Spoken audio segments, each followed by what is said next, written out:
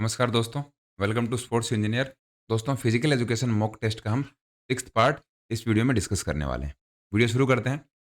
पहला क्वेश्चन है, इंट्रामुरल प्रतियोगिता का मुख्य लक्ष्य है। देखिए, जो हमारे इंट्रामुरल कॉम्पिटिशन होते हैं, इनका मेन गोल क्या है? सबसे पहले समझिए, इंट्रामुरल्स और एक्स्ट्रामुरल्स ये 2 टाइप के होते हैं, इंट्रामुरल और एक्स्ट्रामुरल। इंट्रामुरल में क्या होता है कि आपकी ये बाउंड्री है, मान लीजिए ये आपकी स्कूल है, तो स्कूल के अंदर जो भी बच्चे हैं वो पार्टिसिपेट करेंगे, एक ही स्कूल के बच्चे पार्टिसिपेट करेंगे आपस में। और एक्स्ट्रा मुरल में क्या होता है, ये एक स्कूल है, ये स्कूल ए है और ये स्कूल है बी, इन दोनों में आपस में कंपटीशन होगा, या फिर सी और डी, 4 स्कूल में कंपटीशन होगा। इस तरीके से एक्स्ट्रा मतलब बाहर के भी स्कूल उसमें आ जाएंगे। और इंट्रामुरल्स में क्या होता है, आपकी एक ही स्कूल है, उसके अंदर के बच्चे पार्टिसिपेट करेंगे। मान लीजिए आपने एक स्कूल के 4 हाउस बना दिए या फिर 8 हाउस बना दिए, तो अब हाउसेज में कंपटीशन होगा, आपस में ये लोग compete करेंगे। ये मेनली फ़र्क है इंट्रामुरल और एक्स्ट्रामुरल में। आंसर देख लेते हैं इसका। राइट आंसर है 1 एंड 3। 1 एंड 3 में क्या है? विद्यार्थियों को जन सहभागिता का अवसर प्रदान करना। मतलब बच्चे क्या है, पार्टिसिपेट करें। पार्टिसिपेट का हमें मौका देना है। इसके अंदर इंट्रामुरल्स का ये मेन गोल होता है कि बच्चे कम से कम पार्टिसिपेट करें। यहाँ पर हार-जीत इतना मायने नहीं रखती, लेकिन पार्टिसिपेशन मायने रखता है। To provide experience of inter school competition. देखिए, एक्सपीरियंस उनको प्रोवाइड करना है। जब तक उनको इंटर स्कूल कॉम्पिटिशन का एक्सपीरियंस ही नहीं मिलेगा, तब तक वो आगे के कॉम्पिटिशन कैसे खेलेंगे? तो इस तरीके से हमारे दोनों ऑप्शन सही हो जाएँगे। शारीरिक शिक्षा का केंद्रीय विषय क्या है? देखिए, सेंट्रल सब्जेक्ट क्या है हमारा फिजिकल एजुकेशन का? 4 ऑप्शंस हैं, इनमें से आपको सबसे सूटेबल बताना है। गति, फिजिकल एबिलिटी, ह्यूमन या फिर डायनामिक ह्यूमन। राइट आंसर हो जाएगा डायनामिक ह्यूमन। डी हमारा इसमें करेक्ट आंसर। देखिए, फिजिकल एजुकेशन का ये मतलब है, ह्यूमन है मतलब इंसान है, इंसान चलने वाला होना चाहिए, गतिमान होना चाहिए, वो गतिशील होना चाहिए। ऐसे नहीं है कि आप एक जगह पे पड़े हुए हो, आप वहाँ से बिल्कुल भी नहीं हिलते हो और आप फिजिकल एजुकेशन में बहुत अच्छा कर रहे हो। ये आपको कोई नहीं बोलेगा। क्योंकि फिजिकल एजुकेशन का मेन गोल ही है कि आपको फिजिकली फिट रखना, आपको मेंटली फिट रखना, आपको सोशली सही तरीके से आप अच्छे तरीके से काम कर रहे हो, वो सब चीज़ें आती हैं फिजिकल एजुकेशन के अंदर। इसलिए डायनामिक ह्यूमन इसका राइट आंसर हो जाएगा। सर्वाधिक उपयुक्त विकल्प चुनिए। देखिए, 4 ऑप्शंस हैं। इनमें क्या दे रखा है? सोकर एक गेम है, या फिर एक गेम और स्पोर्ट दोनों भी है, या फिर एक स्पोर्ट है, या फिर एक प्ले है। तो सबसे पहले तो इन दोनों में आप फ़र्क समझ लीजिए। एक होता है गेम, एक हमारा होता है स्पोर्ट। गेम और स्पोर्ट में मेनली क्या फ़र्क है? अगर आप ये फ़र्क समझ गए, तो आगे से आप सही आंसर कर पाओगे ऐसे क्वेश्चंस का। गेम का देखिए, गेम आप जो कुछ भी खेलते हो, वो गेम है। गेम के अंदर सब कुछ आ गया। गेम्स में रूल्स नहीं होते। स्पोर्ट्स में रूल्स होते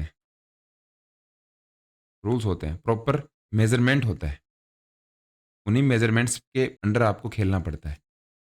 गेम्स में हम चेंज कर सकते हैं, रूल्स नहीं होते, या फिर रूल्स फ्लेक्सिबल होते हैं, हम इनको चेंज कर सकते हैं अपने अकॉर्डिंग। ऐसा नहीं है कि जो नॉर्म्स बने हुए हैं उन्हीं के अकॉर्डिंग खेलना है। रूल्स और जो मेज़रमेंट होते हैं उनको भी हम कम ज़्यादा कर सकते हैं। जो नाप-तोल है, ग्राउंड की मेज़रमेंट है, उनको भी हम कम करते हैं गेम के अंदर। लेकिन स्पोर्ट होता है, वो एक स्टैंडर्ड होता है। इसमें रूल्स, मेज़रमेंट ये सारे स्टैंडर्ड होते हैं। इसमें आप चेंजमेंट नहीं कर सकते। तो सॉकर मतलब फुटबॉल की बात हो रही है। फुटबॉल एक स्पोर्ट है या फिर गेम है। राइट आंसर हमारा हो जाएगा बी, कि गेम भी है और स्पोर्ट भी है। आपने देखा होगा, स्पोर्ट तो मान लो 90 मिनट का जो गेम है, वो खेलते हैं इंटरनेशनल लेवल पे। स्पोर्ट तो है। तो ये तो हमें पता है कि स्पोर्ट्स में तो आता है फुटबॉल। लेकिन ये गेम है या नहीं है? तो गेम भी आप खेलते हो।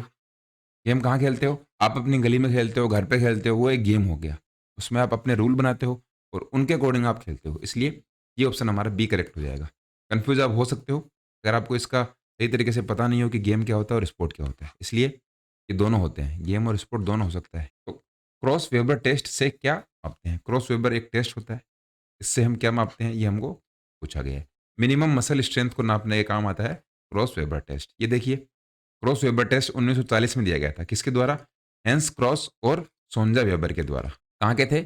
यूएसए के। इसको आपको ध्यान में रखना है। 1940 मिनिमम मसल स्ट्रेंथ, यूएसए और क्रॉस वेबर टेस्ट। ये सब चीज़ें आपको ध्यान में रखनी है। कौन-कौन से होते हैं इसमें? ये देखिए, इसमें एब्डोमिनल है और अपर बैक है, लोअर बैक है, लोअर एब्डोमेन है, ये सारा उसमें चेक होता है। एक इसमें हैमस्ट्रिंग भी चेक होती है। इसमें देखिए, ये जो सारी एक्सरसाइज़ हैं, इनमें आपकी मिनिमम मसल स्ट्रेंथ चेक हो रही है, मैक्सिमम चेक नहीं होती। क्योंकि आप पे एक्स्ट्रा प्रेशर नहीं दिया हुआ, मिनिमम आपकी चेक हो रही है। यहाँ पे एक बार इस तरीके से आप इस पोजीशन में हो और एक बार आप इस तरीके से पेट के बल लेटे हुए हो। तो ये सारा कुछ आता है क्रॉस वेबर टेस्ट के अंदर। टीम प्रतियोगिता योजना के ब्लूप्रिंट को क्या कहते हैं? देखिए, ब्लूप्रिंट है, कौन सा ब्लूप्रिंट? टीम कंपटीशन के जो प्लान होते हैं उसका ब्लूप्रिंट है, उसको हम क्या बोलते हैं? राइट आंसर हो जाएगा strategy. D is the correct answer. Hindi में इसको हम रणनीति बोलते हैं। देखिए, कोई भी टीम है वो कंपटीशन में पार्टिसिपेट कर रही है, अब उसका एक वो प्लान बनाते हैं कि हम किस तरीके से इस पूरे टूर्नामेंट को खेलने वाले हैं, कौन सी टीम के साथ में हम कौन से प्लेयर को उतारेंगे और पूरी हमारी क्या स्ट्रेटजी रहेगी। इसलिए ये जो पूरी एक टीम की ब्लूप्रिंट होती है, इसको हम स्ट्रेटजी बोलते हैं या फिर रणनीति बोला जाता है। एक प्रथम श्रेणी का उत्तोलक किन रूपों में मैकेनिकल लाभ उपलब्ध करवाता है? फर्स्ट क्लास लीवर की बात हो रही है। फर्स्ट क्लास लीवर में पहले फोर्स होता है, बीच में एक्सिस होता है और यहाँ पर क्या होता है? रेसिस्टेंस। एक्सिस को आप फलकर्म में बोल सकते हो, रेसिस्टेंस को आप लोड बोल सकते हो और यहाँ पे ये इस तरीके से आपको दिया हुआ हो सकता है। तो एक्सिस को हम फलकर्म भी बोलते हैं, फलकर्म। ये है लोड, रेसिस्टेंस को लोड बोलते हैं और फोर्स आपका फोर्स ही रहता है। तो फर्स्ट क्लास लीवर के बारे में हमसे पूछा गया है। राइट आंसर हो जाएगा 1, 2 और 3। ये हमें स्पीड भी देता है, स्ट्रेंथ भी देता है और बैलेंस भी देता है। तीनों हमें मिलती है फर्स्ट क्लास लीवर से। हमारी बॉडी के अंदर बहुत ही कम पाया जाता है। हमारी बॉडी में सबसे ज़्यादा मिलता है थर्ड क्लास लीवर। संकुचन और विस्तार होते हैं, क्या पूछा है? कॉन्ट्रैक्शन और एक्सपांसन किसमें होते हैं? एक्सिस के बारे में पूछा गया है। तो आपको अगर पता हो तो हमारे जो किन्सियोलॉजी और बायोमैकेनिक्स की वीडियोस हैं उनमें हमने एक्सिस, प्लेन, इन सभी के बारे में हमने बहुत डिटेल से डिस्कस किया है। तो आपको अगर इनके बारे में डाउट हो तो आप उन वीडियोस को देखिए, आपके वो डाउट क्लियर हो सकते हैं। इसका आंसर देख लेते हैं। राइट आंसर है मीडियोलेटरल एक्सिस। अब ये एक्सिस कौन सा है और एक बार इनको रिवाइज हम कर लेते हैं कि प्लेन और एक्सिस कौन कौन से होते हैं। तो देखिए, ये होता है मीडियोलेटरल एक्सिस, ये है, यहाँ से ये निकल गया। सबसे पहले तो आप इस लाइन को पकड़िए, लेटरल। लेटरल मतलब होता है साइड वाइज, साइड में, और मीडियो मतलब बीच में। तो बीच में से होकर ये जा रहा है, ये देखिए, ये है मीडियो लेटरल। इसको हम फ्रंटल एक्सिस भी बोलते हैं, लेटरल एक्सिस भी बोलते हैं और कोरोनल एक्सिस भी बोलते हैं। ये आपको ध्यान में रखना है। ये कंफ्यूज करने के लिए आपको मीडियो लेटरल यहाँ पर दिया गया था। अगर आपको फ्रंटल लेटरल दिया होता तो आप इसको सही कर सकते थे, लेकिन ये कंफ्यूजिंग है कि मीडियो लेटरल इसको बोला गया है। थोड़ा सा अगर आप इसमें दिमाग लगाते तो इसको सही कर सकते थे। ऐसे क्वेश्चंस आजकल थोड़ा सा घुमा के देने लग गए हैं, जिससे कि आपके कंसेप्ट है उनको चेक किया जाता है। और बाकी ये देखिए, ये है सेजाइटल प्लेन और इसके अंदर ये रहा मीडियो लेटरल एक्सिस। ये देखिए इस तरीके से है, ये साइड में जा रहा है आपकी, ये मीडियो लेटरल।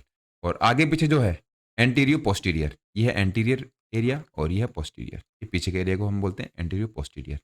सुपीरियर और इन्फीरियर, ऊपर वाला जो एरिया है, हमारी बॉडी अगर दो पार्ट में हम काट देते हैं तो उसके ऊपर का जो पार्ट है उसको हम सुपीरियर बोलते हैं और नीचे वाले पार्ट को बोलते हैं इन्फीरियर। प्लेन कौन सा है इसके अंदर? ट्रांसवर्स प्लेन है। ट्रांसवर्स प्लेन इसको हम बोल सकते हैं, हॉरिजॉन्टल प्लेन बोल सकते हैं, इसके काफ़ी नाम है। ऐसे ही ये फ्रंटल प्लेन है और फ्रंटल प्लेन में एक्सिस कौन सा होता है? Anterior posterior. अगर हम इसको एंटीरियर पोस्टीरियर एक्सिस नहीं बोलें तो ये कौन सा एक्सिस होगा? Sagittal axis. ऐसे ये है सेजिटल प्लेन। इसके अंदर अगर एक्सिस की बात करें तो वैसे तो हमने देखा है कि ये मीडियो लेटरल है, लेकिन ये होगा फ्रंटल। फ्रंटल क्या होगा? एक्सिस।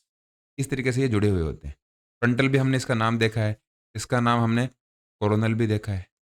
तो ये आप ध्यान में रखिए। और एक्सिस और प्लेन होते हैं, वो क्या होते हैं? एक दूसरे का 90 डिग्री का कोण बनाते हैं, 90 डिग्री का एंगल बनाते हैं। इसको हम इंग्लिश में बोलते हैं राइट एंगल। और राइट एंगल मतलब हिंदी में इसका नाम हो गया समकोण। इन सभी को आपको ध्यान में रखना है। बाकी जो डिटेल है इनके बारे में डिटेल से आप किन्सियोलॉजी बायोमैकेनिक्स के वीडियोस देखिए, आपको चैनल पे प्लेलिस्ट मिल जाएगी, उनसे आपका पूरा क्लियर हो जाएगा। कार्डियोवैस्कुलर प्रणाली को कार्यक्षमता प्रदर्शन के लिए प्रशिक्षित किया जाता है। कार्डियोवैस्कुलर सिस्टम की बात हो रही है, इसको हम ट्रेन करते हैं।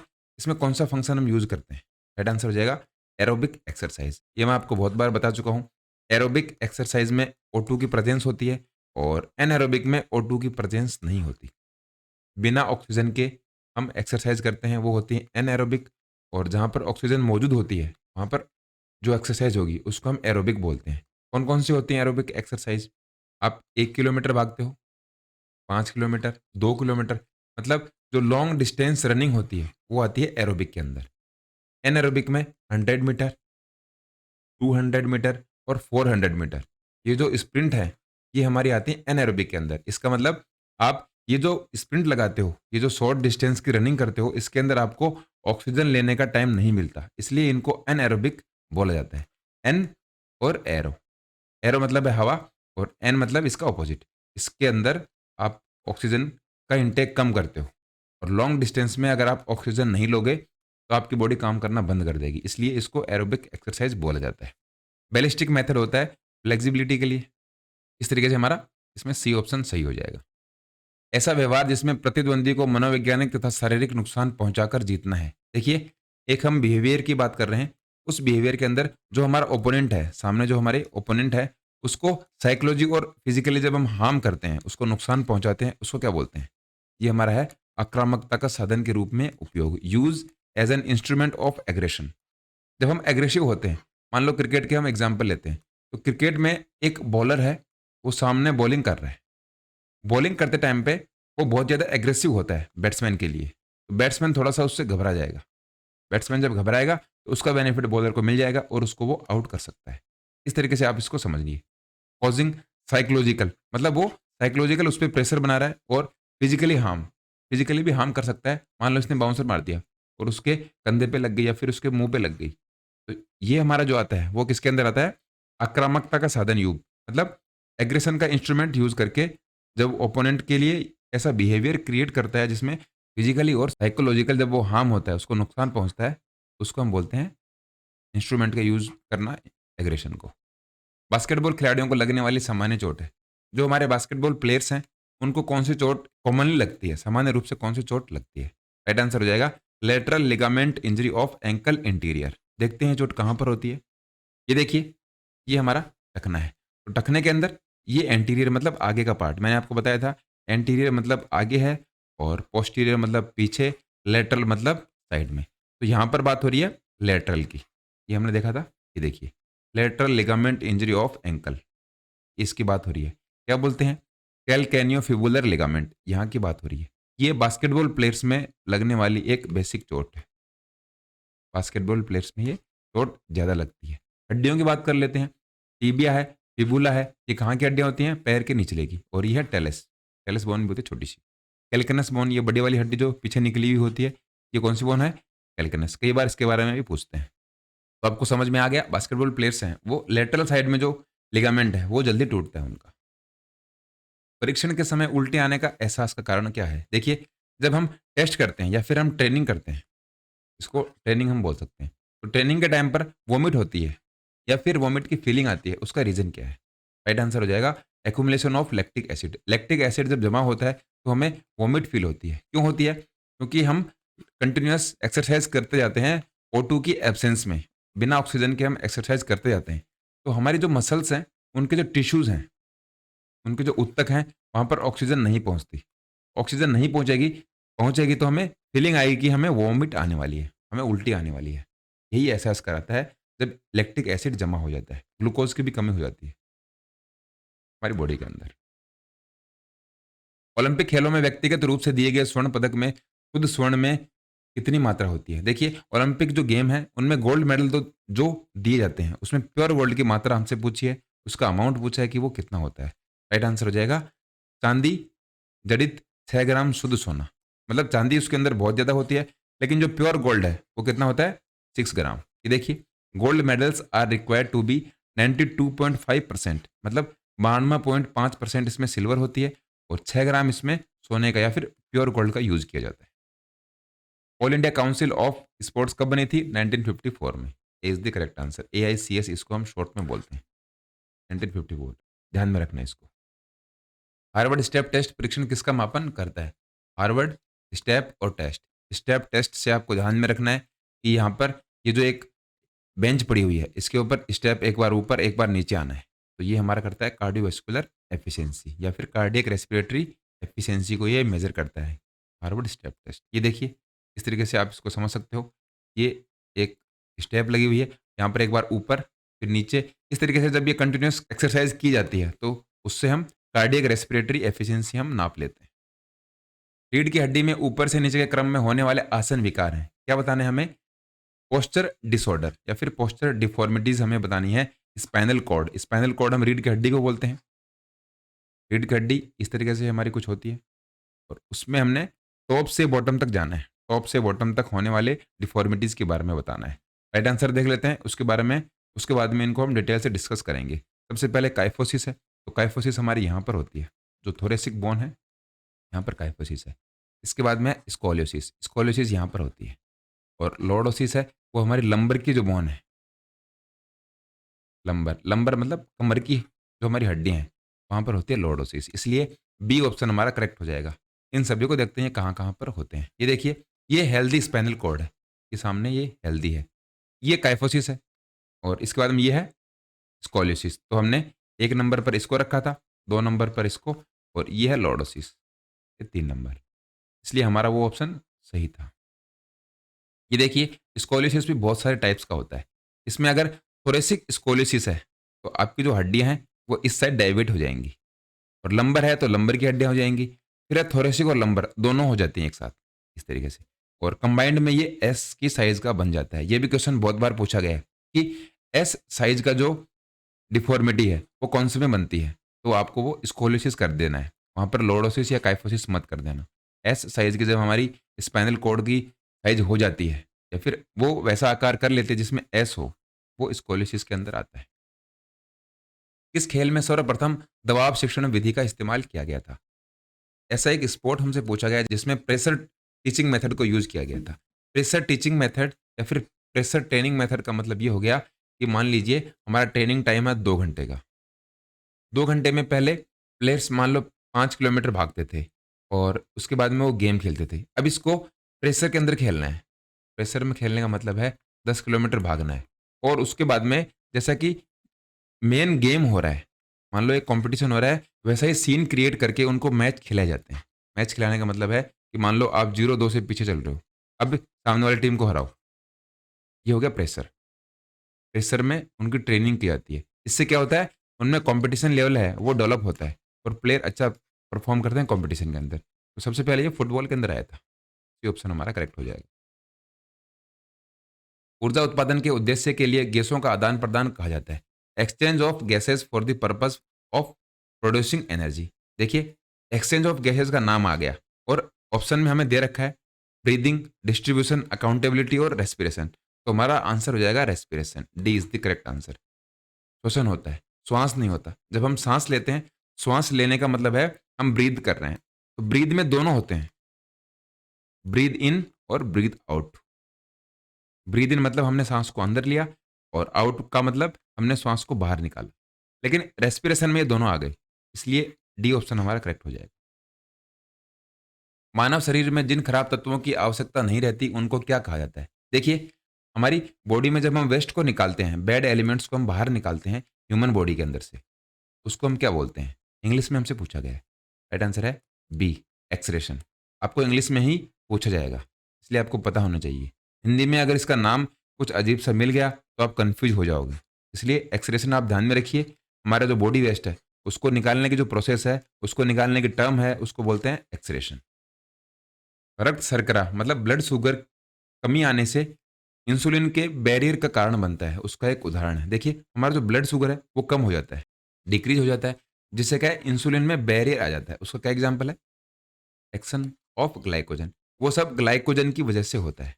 जब ग्लूकोज का लेवल कम आ जाएगा तो उसका मतलब क्या हो गया, ब्लड शुगर कम बनेगी और इंसुलिन के लिए वो बैरियर का काम करता है। प्रति मिनट थायराइड ग्रंथि में रक्त प्रवाह है। देखिए, थायराइड ग्रंथि कहाँ पर होती है ये आपको बताएंगे, लेकिन पर मिनट इसमें ब्लड फ्लो कितना होता है? फैक्चुअल क्वेश्चन है, आपको पता होना चाहिए। 4.727 मिलीग्राम, ठीक है, 4.72 mg पर ग्राम ये होता है। थायराइड ग्लैंड होती है हमारे गले में, थायराइड बोन के पास में। यहाँ पर नीचे ये स्टर्नम बोन है, ये क्लेविकल बोन है, और स्टर्नम बोन से थोड़ा सा ऊपर यहाँ पर लगी होती है ये थायराइड ग्लैंड।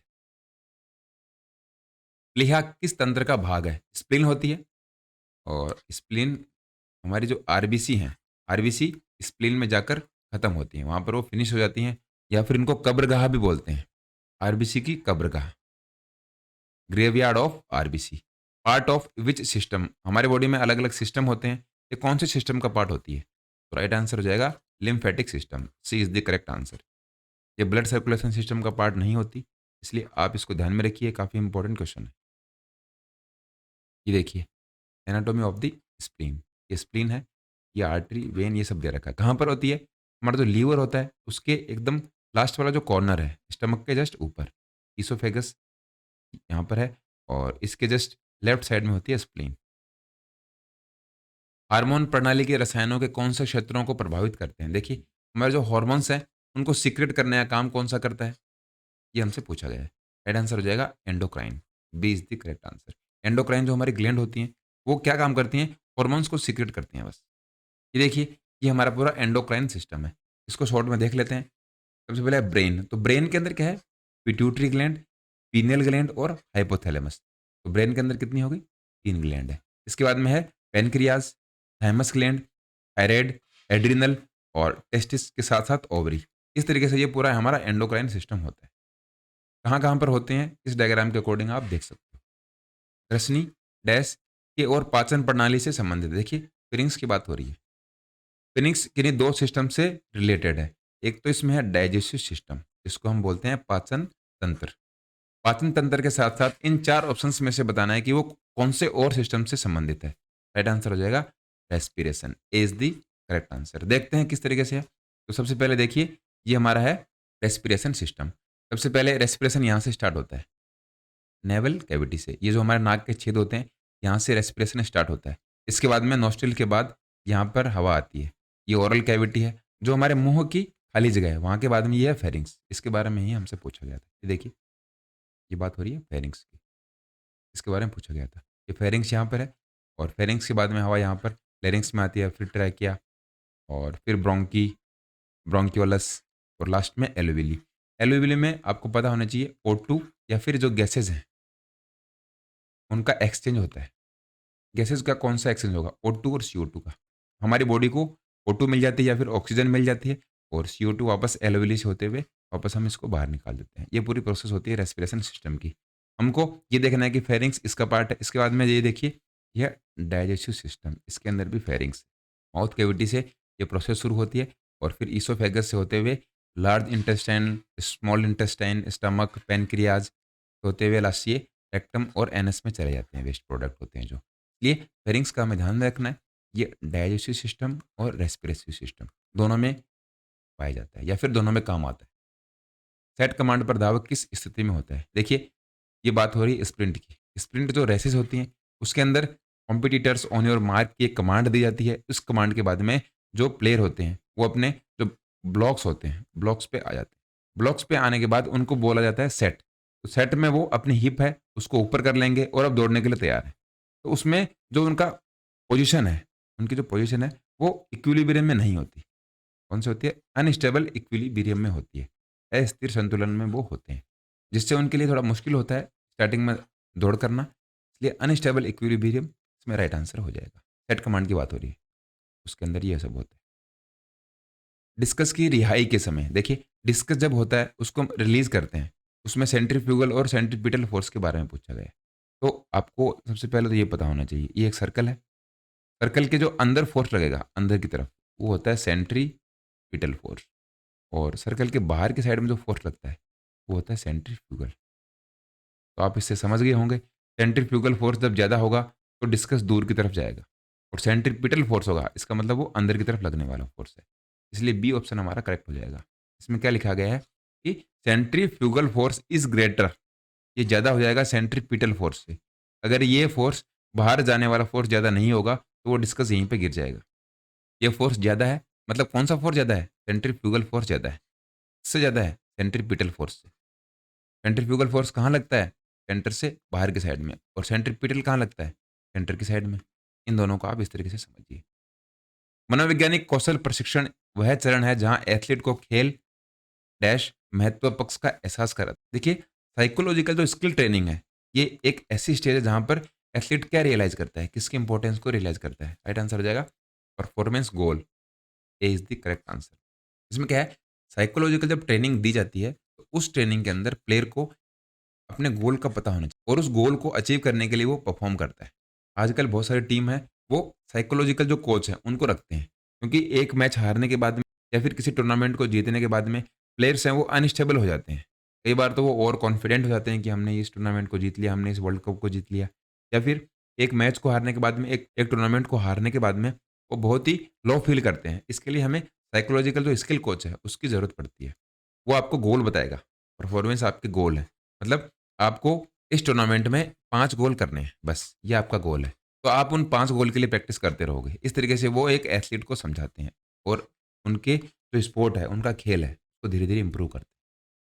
ट्राइसेप्स पूरी मांसपेशी में कौन-सी मांसपेशियाँ शामिल होती हैं? ट्राइसेप्स पूरे मसल्स की बात हो रही है। कौन-सी मसल्स शामिल होती हैं? इसमें गैस्ट्रोनीमियस और सोलियस 2 मसल्स शामिल होती हैं। 20 में हमारा करेक्ट आंसर हो जाएगा। कहाँ पर होती है ये मसल? ये जो हमारा घुटना होता है, घुटने के नीचे होती है और इसमें पहले तो होती है सोलियस और उसके ऊपर होती है गैस्ट्रोनीमियस।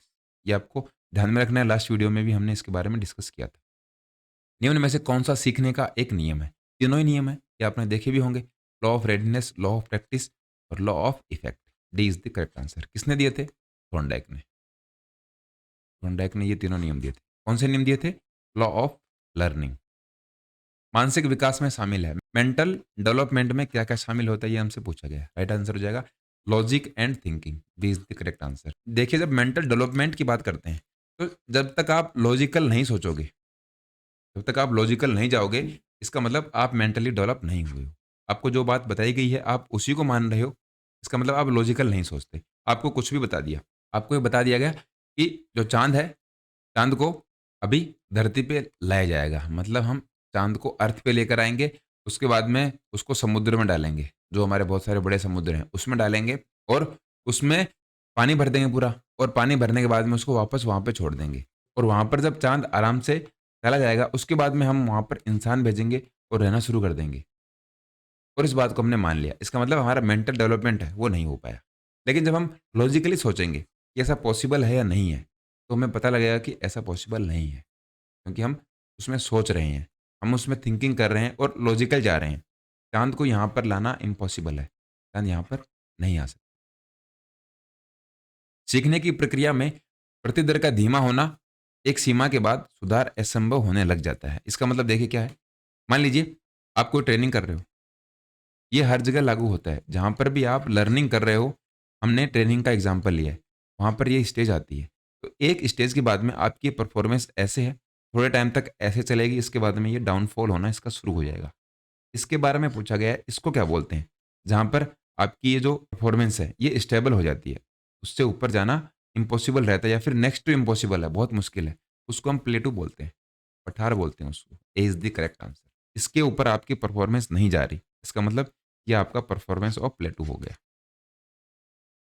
इंस्पिरेशन का कौन-सा प्रकार छोटे बच्चों के लिए लागू नहीं होता? Which type of inspiration? या फिर इसको हम मोटिवेशन भी बोल सकते हैं। तो ऐसा कौन-सा मोटिवेशन है, जो यंग बच्चे, जो हमारे जवान बच्चे हैं या फिर छोटे बच्चे हैं, उन पे लागू नहीं होता? इंटरनल मोटिवेशन हमारा इसमें राइट आंसर हो जाएगा। A is the correct answer. छोटे बच्चे हैं, वो अंदर से नहीं सोच सकते। जैसे कि मान लो आप कोई कॉम्पिटिशन की तैयारी कर रहे हो, तो आप में अंदर से एक मोटिवेशन है। अंदर से मोटिवेशन मतलब आपको गवर्नमेंट जॉब है, वो स्टेबिलिटी देगी, आपको स्थायित्व प्रदान करेगी। आपकी जो सोसाइटी है, वो आपकी रिस्पेक्ट करेगी, वो आपकी इज़्ज़त करेगी कि आप गवर्नमेंट जॉब लगे हो, आपको बार-बार पूछा जाएगा। इसलिए आपका वो अंदर से आने वाला मोटिवेशन है। लेकिन बच्चों को वो सब नहीं पता। बच्चों को ये सब नहीं पता कि मेरे पढ़ने से क्या बेनिफिट मिलेगा। ये इंटरनल मोटिवेशन नहीं है। एक्सटर्नल मोटिवेशन बच्चों को ज़रूर मिलता है। कहाँ से मिलता है? उनके पेरेंट्स से मिलता है, उनके बड़ों से मिलता है, उनके टीचर्स से मिलता है। अचीवमेंट मोटिवेशन देखिए उपलब्धि प्रेरणा उनको मिलती है। अचीवमेंट मोटिवेशन का मतलब है, मान लो आपका बच्चा है और आपके बच्चे ने आज कुछ अच्छा खेला, स्पोर्ट्स में उसने अच्छा किया। स्पोर्ट्स में जब अच्छा करेगा और आपको वो आगे बताएगा और आप उसको फिर एप्रिशिएट करोगे, ये हो गया अचीवमेंट। उसने कुछ ना कुछ अचीव किया छोटा-मोटा। ये मोटिवेशन भी बच्चे के लिए काम करता है। लेकिन इंटरनल मोटिवेशन बच्चे के लिए काम नहीं करता। वो बड़ा हो जाएगा, जब उसको 2-4 ठोकर लगेंगी, उसके बाद में अपने आप ये आंतरिक प्रेरणा आ जाएगी। किसी से लेने की ज़रूरत नहीं है। जो भी आप फ़िलहाल इस वीडियो को देख रहे हो, उनमें सब में इंटरनल मोटिवेशन है। क्योंकि इंटरनल मोटिवेशन ही हमें नौकरी के लिए तैयारी करने के लिए और या फिर जॉब करने के लिए मोटिवेट करता है। प्रभावी ढंग से शरीर के अंग के क्षणों को इंटीग्रेट करने की क्षमता को क्या कहते हैं? देखिए, हमारे जो बॉडी हैं, बॉडी पार्ट हैं, उनको इंटीग्रेट, उनको एक जगह इंटीग्रेट करने का मतलब है, एक साथ उनको हम किस तरीके से काम में ले सकते हैं, उसको हम बोलते हैं coordination. C is the correct answer. Coordination का मतलब आप समझ गए होंगे। मान लो आप सबसे सिंपल एग्ज़ाम्पल देते हैं, आप चल रहे हो, चलने में क्या आता है, आपका जो लेफ्ट वाला लेग है, वो अगर आगे आता है, तो राइट वाला हैंड है, वो आगे आएगा। ये इनका कोऑर्डिनेशन है। कई बार ये कोऑर्डिनेशन भी कइयों का खराब हो जाता है। तो कोऑर्डिनेशन को आप इस तरीके से समझिए। निम्नलिखित में से कौन-सा परीक्षण या फिर कोऑर्डिनेशन को नहीं नाप सकता? 4 ऑप्शंस हमारे सामने हैं। अब इन 4 ऑप्शन से आप आराम से समझ सकते हो कि कोऑर्डिनेशन क्या होता है या फिर हम इसको कैसे मेज़र नहीं कर सकते। बॉल हैंडलिंग है, इसमें कोऑर्डिनेशन आता है। जंप रोप है, जब कोई रोप है, मान लो आपके हाथ में एक रस्सी है और आप उस पे जंप कर रहे हो, तो कोऑर्डिनेट आपको करना पड़ेगा। ऐसा नहीं होगा कि रोप ऊपर है और आपने यहाँ पर जंप कर दिया तो आप नीचे जब आओगे, नीचे जब उस रस्सी को लेके आओगे, इसको हम स्किपिंग भी बोलते हैं। तो जब आप इसको नीचे लेकर आओगे, तो आपके वो पैरों में फँस जाएगी। इसका मतलब यहाँ पर भी कोऑर्डिनेशन की ज़रूरत है। जंपिंग जैक में भी आपको कोऑर्डिनेशन की ज़रूरत है। लेकिन वर्टिकल जंप में आपको कोऑर्डिनेशन की रिक्वायरमेंट नहीं होती। जंपिंग जैक में भी होती है, क्योंकि ये आप खड़े हो और आपके हाथ और पैर एक साथ आने चाहिए इसमें। ये जंपिंग जैक है। एक बार पैर फैलाए होंगे और एक बार पैर आएँगे पास में। ये होता है जंपिंग जैक। वर्टिकल जंप में आपको ओनली ऊपर कूदना है। ऊपर कूदने में आपको कोई कोऑर्डिनेशन की ज़रूरत नहीं पड़ती। आप सीधा ऊपर कूदते हो और फिर नीचे ग्राउंड में आ जाते हो। इस तरीके से सी ऑप्शन हमारा करेक्ट हो जाएगा और आप कोऑर्डिनेशन भी अच्छे तरीके से समझ गए होंगे। लीवर का कौन-सा प्रकार खेल के दौरान सबसे अधिक प्रभावी होता है? स्पोर्ट्स की बात हो रही है और कौन-सा लीवर सबसे ज़्यादा यूज़ में आता है? तो वो है थर्ड क्लास लीवर। स्पोर्ट्स में सबसे ज़्यादा इफ़ेक्टिव या फिर सबसे ज़्यादा जो यूज़ में आता है, वो आता है थर्ड क्लास लीवर। ये ऑप्शन हमारा करेक्ट हो जाएगा। बचपन में व्यक्ति का व्यवहार निम्नलिखित में से किससे अधिक प्रभावित होता है? बहुत ही सिंपल सा क्वेश्चन है। आपका जो परिवार है, आपकी फैमिली है, उससे सबसे ज़्यादा आपका जो बिहेवियर है, किसी भी बच्चे का बिहेवियर चाइल्डहुड के अंदर, उसके बचपन में, उसकी फैमिली से सबसे ज़्यादा इंस्पायर होगा। उसका इफ़ेक्ट बच्चे पे सबसे ज़्यादा पड़ता है। जब वो बाहर जाएगा, तब बाकी चीज़ों का या फिर स्कूल, कॉलेज का उसमें फ़र्क पड़ेगा, उसके बिहेवियर में चेंजेज़ आएँगे। लेकिन बचपन में तो उसका जो परिवार है, वही सबसे बड़ा रोल प्ले करता है उसके व्यवहार के अंदर, उसके बिहेवियर में। क्वाड्रिसेप मसल्स की बात हो रही है, कौन-सी मांसपेशी नहीं आती? नहीं का आपको ध्यान में रखना है। तो इसमें हमारी जो सार्टोरियस है, वो नहीं आती। ये हमारा इसमें करेक्ट आंसर हो जाएगा। बाकी रेक्टस फीमोरिस, वास्टस लैटरलिस और वास्टस मिडिलिस ये सारी आती हैं।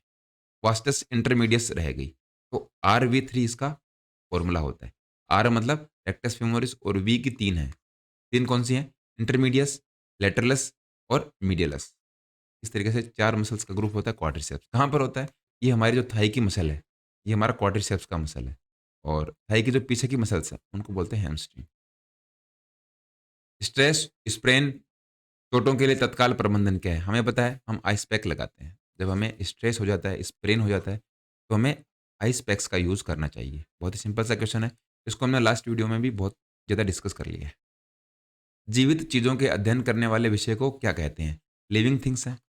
जो ज़िंदा हैं, उनके अध्ययन करते हैं हम। तो उनका अध्ययन जो करते हैं, उस सब्जेक्ट का नाम है बायोलॉजी।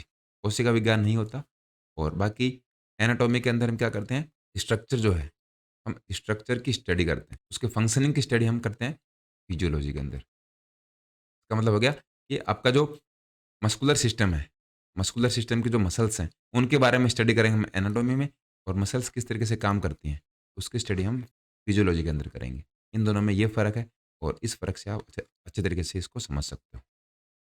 एनाटॉमिकल भाषा में हृदय की मांसपेशी को क्या कहते हैं? एनाटॉमिकल एक लैंग्वेज है, मतलब जो टेक्निकल लैंग्वेज है बॉडी पार्ट्स के बारे में, उनमें हार्ट मसल है, उसको हम बोलते हैं मायोकार्डियम। बी इसमें हमारा राइट आंसर हो जाएगा। इसका मतलब ये है कि मायोकार्डियम जो मसल है, उससे हमारा हार्ट बना हुआ है। इसका आपको ध्यान में रखना है। निम्न में से कौन-सा स्वास्थ्य पर चर्चा के दायरे से बाहर है? देखिए, हमारी जो हेल्थ है, जब हम हेल्थ की बात करते हैं, तो इन 4 ऑप्शंस में से हमें बताना है कि हमारा जो स्कोप है डिस्कशन का, वो उसके बारे में नहीं होता। तो डेथ के बारे में हम बात नहीं करते। डी ऑप्शन हमारा करेक्ट हो जाएगा। किसकी बात हो रही है? हेल्थ। क्योंकि हेल्थ के अंदर अगर हम मौत की बात करेंगे, डेथ की बात करेंगे, तो हमारी बात करने का कोई फ़ायदा नहीं है। हम सफाई की बात करते हैं, हाइजीन की बात करते हैं, रोग जो हमारे हैं, डिज़ीज़ हैं, उनके बारे में बात करते हैं, डिफ़ॉर्मेशन हो जाती है, उनकी बात करते हैं। जैसे कि हमने देखा था काइफ़ोसिस, स्कोलियोसिस, लॉर्डोसिस इन सभी की बात करते हैं। लेकिन जब एक व्यक्ति की मौत हो जाती है, तो उसमें हमारा हेल्थ कहाँ पर आएगा? उसमें हम बात नहीं करते। इसलिए डी ऑप्शन हमारा करेक्ट हो जाएगा। पैराथायराइड ग्लैंड की संख्या कितनी होती है? तो वो होती है 4। डी ऑप्शन हमारा करेक्ट हो जाएगा। कहाँ पर होती हैं? ये देख लीजिए। ये हमारी थायराइड ग्लैंड है और ये है पैराथायराइड।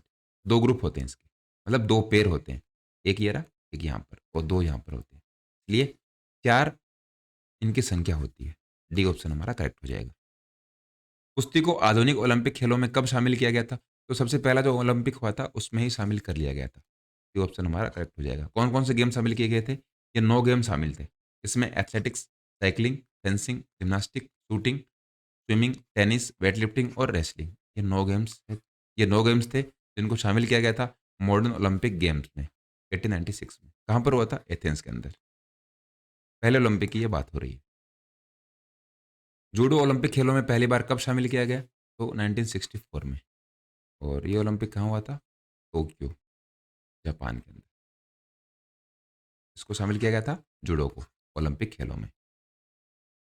महिलाओं के लिए 100 मीटर बाधा दौड़ में दौड़ बाधाओं के बीच की दूरी क्या है? 8.5 मीटर, 8.5 मीटर। सी ऑप्शन हमारा इसमें करेक्ट हो जाएगा। क्या पूछा था कि 100 मीटर जो हर्डल होती हैं उसमें वुमेन्स के अंदर जो हर्डल है उनमें रनिंग हर्डल के बीच में डिस्टेंस कितनी है? देखते हैं, सभी की हम बात कर लेते हैं। रेस कौन सी है? वुमेन्स 100 मीटर और मेंस 100 मीटर। तो पहली हर्डल है, जैसे कि मान लो स्टार्टिंग लाइन है, उससे पहले हर्डल के बीच में दूरी होती है 13 मीटर। उसके बाद में जो आगे की हर्डल्स हैं, उनमें दूरी होती है 8.5 मीटर। ये आपको ध्यान में रखना है। इसके बाद में लास्ट जो डिस्टेंस है, वो 10.5 मीटर होती है। मतलब फिनिशिंग लाइन से पहले की जो हर्डल है, उनके बीच की दूरी है 10.5 मीटर। इसी तरीके से 15 यार्ड या फिर अगर हम मीटर में बात करें तो 13.72 मीटर होती है मेंस 100 मीटर हर्डल्स की। उसके बाद में आगे के जो हर्डल्स हैं वो 9.14 और लास्ट की हर्डल है होती है 14.02। लास्ट के मतलब फिनिशिंग लाइन से जो लास्ट की हर्डल है उससे बीच की दूरी। इन सभी को आपको ध्यान में रखना है। कोई भी पूछ सकते हैं, लास्ट वाले भी पूछ सकते हैं मेंस में और वुमेन्स में भी पूछ सकते हैं। 46 फीट में आपको अगर नहीं पूछते हैं तो मीटर में आपको पता होनी चाहिए 14.02। लाल ग्रंथियाँ कौन सी हैं? सेलेब्री ग्लैंड कौन सी हैं? Both of the above. C option हमारा राइट हो जाएगा। पैरोटिड और सब मैंडिबुलर। ये देखिए, ये हमारी जो लाल ग्रंथियाँ हैं वो इस तरीके से होती हैं। फेशियल नर्व, ये तो है नर्व, मतलब यहाँ से दिमाग से कोई सिग्नल आ रहा है। पैरोटिड ग्लैंड, सबलिंगुअल और सब मैंडिबुलर, 3 ग्लैंड होती हैं। लाल ग्रंथियाँ होती हैं, कहाँ पर होती हैं? मुँह के अंदर होती हैं। कहाँ-कहाँ पर है? एक देखिए, दूसरी और ये तीसरी, 3 होती हैं। सबलिंगुअल, सबमैंडिबुलर और पैरोटिड। इंपॉर्टेंट है, काफ़ी बार एग्ज़ाम में इसको पूछा गया है। आधुनिक मैदानी हॉकी किस देश में विकसित हुई? मॉडर्न फील्ड हॉकी की बात हो रही है। कौन से देश में इसको डेवलप किया गया था? राइट आंसर हो जाएगा England. Is the correct answer. जो भी इसके रूल्स हैं, उनको इंग्लैंड में बनाया गया था। इंग्लैंड में इसको डेवलप किया गया था। तो बस फिलहाल इस वीडियो में इतना ही। फिजिकल एजुकेशन के टेस्ट का जो 6 पार्ट है, उसके लगभग 50 क्वेश्चंस आपसे डिस्कस किए गए हैं। आई होप आपको ये क्वेश्चंस अच्छे तरीके से समझ में आए होंगे। इस वीडियो की पीडीएफ आपको टेलीग्राम चैनल पे मिल जाएगी। उसमें क्वेश्चंस के आंसर नहीं मिलेंगे क्योंकि वो प्रैक्टिस के लिए ही होगा।